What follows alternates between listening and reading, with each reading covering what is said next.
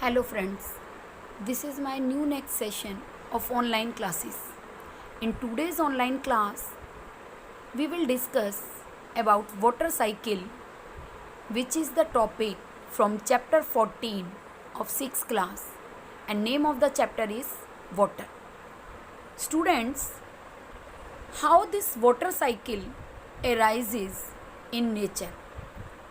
You all know how rain form, and in this diagram you can see the evaporation occur from the surface of a container of water.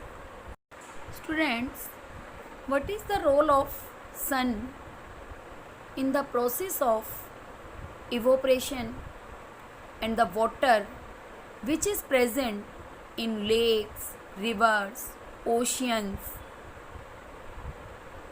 etc., and how the water which is present on the surface of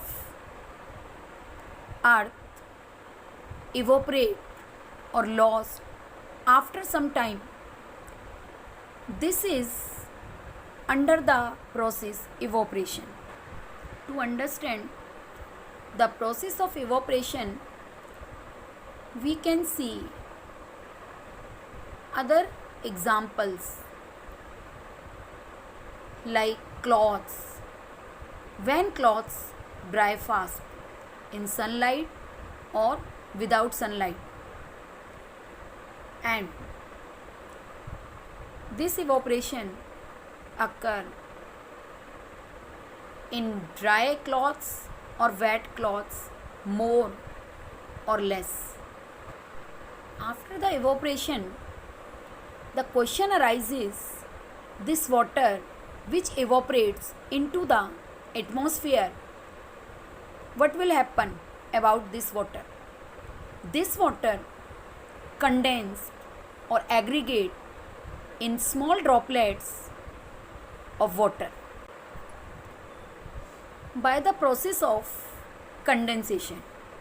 So students, after the evaporation, next process is condensation, which is arises due to less temperature in atmosphere and vapors convert into water droplets. This phenomena is known as condensation. In this, aggregation of vapors occur. Students, see this diagram. In this diagram, by sunlight, water evaporates.